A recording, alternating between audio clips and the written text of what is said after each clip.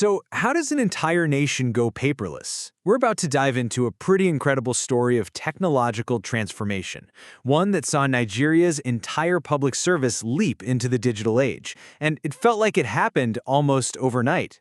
It really all comes down to this one number, 100%. Now, this isn't some far-off goal or a target they're hoping to hit. This is the new reality. It stands for a massive, fundamental shift in how a whole government runs. So what does 100% digital actually mean for a country? Well, it means that as of late 2025, every single one of Nigeria's 31 federal ministries is operating completely digitally. Just think about that for a second. The mountains of paperwork, the files moving at a snail's pace, the endless paper trails, they're all gone. This was a total, top-to-bottom reinvention of government. And we're not exaggerating when we call this a revolution. We're talking about a move from these towering stacks of physical paper to sleek, efficient, searchable digital systems. It's just a monumental leap forward. You see, this idea of digital governance is so much more than just, scanning a bunch of old documents. It's really about rethinking how government works from the ground up, redesigning all the processes for speed, for efficiency, and ultimately using technology to serve the public better. The head of the civil service, Mrs. Didi Esther Walson-Jack, really put it perfectly. She said digitalization was one of those things that for years sounded like a great idea they'd get to one day. Well, you know what? That day is here. It's not a dream anymore, it's just how things are done now. Okay, so the big question is, how did they actually pull this off? Because this wasn't some fluke. The road to 100% was a long game, a story of vision, years of laying the groundwork, and then an absolutely unbelievable final sprint to the finish line. So the journey really kicked off way back in 2017, with years and years of strategic planning. But check this out. By August 2024, after all that time, only 3 ministries had actually made the full switch. And then something totally wild happened. In just over a year, they went from 3 to all 31.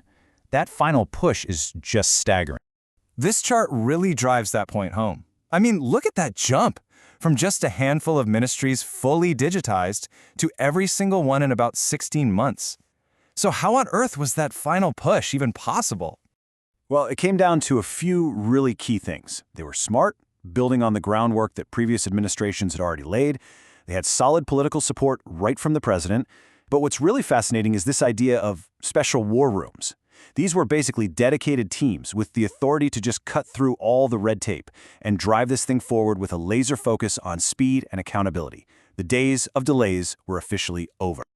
All right, so they hit the 100% target. Amazing. But what does this digital transformation actually look like on the ground?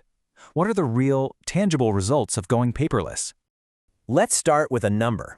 Over 100,000. That's how many brand new, official government email accounts were created for civil servants as a direct part of this project. Now, you might be thinking, okay, a bunch of email accounts, so what? Well, the impact is huge. By building their own system, the government saved the country billions of naira that would have otherwise been spent on foreign software licenses. That's a massive win for the national budget. And the innovation didn't stop with email.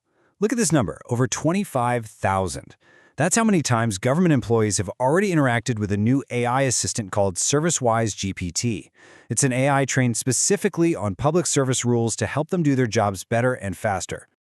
So this has created a whole new digital toolkit for civil servants. They've got the AI assistant we just mentioned, a fully searchable online library that puts an end to digging through dusty archives, and a new online academy to completely overhaul staff training for the 21st century. Now, what's happened here has implications that go way beyond Nigeria's borders. This incredible achievement is now being looked at as a potential blueprint for the entire continent of Africa. It's a proof of concept for what's possible. And here's maybe the most important detail of all. This entire transformation was powered by locally developed technology. It was all guided by a Nigeria-first policy.